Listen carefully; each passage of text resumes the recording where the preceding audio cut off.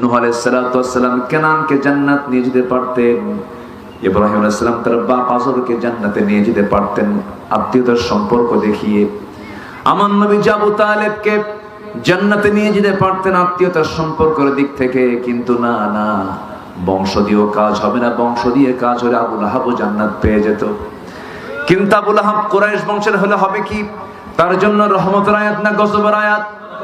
তাব্বাত ইয়াদা আবি লাহাবি ওয়া তাব্বা মা আগনা আনহু মালুহু ওয়া মা কাসাব সায়াসলা নারান যাতা লাহাবি ওয়া ইমরাআতুহু হাম্মালাতাল হাতাব ফি জিদিহা হাবলুম মিন মাসাদ। বংশ দিয়ে যদি কাজ হতো আবু লাহাবের ক্ষমা হয়ে যেত, বংশ কোনো কাজে আসবে না, অর্থ কোনো কাজে আসবে না, ক্ষমতা কোনো কাজে আসবে না। সেই দিন কাজে আসবে যেটা, তার নাম হচ্ছে ঈমান। তার নাম কি বলেন?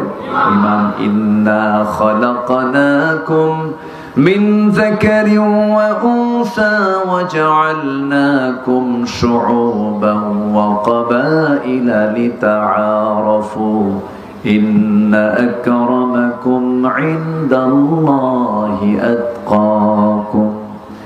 আমি তোমাদেরকে এক নর এক নারী থেকে সৃজন করেছি, বিভিন্ন গোত্রে বিভিন্ন ভাষায় তোমাদেরকে বিভক্ত করে দিয়েছি যেন তোমরা একে অপরকে সহজেই চিনতে পারো।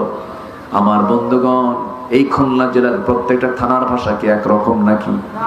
সব উপজেলার ভাষা কি একরকম নাকি? বিভিন্ন উপজেলায় বিভিন্ন ভাষা। আল্লাহ পাক কেন করে দিয়েছেন?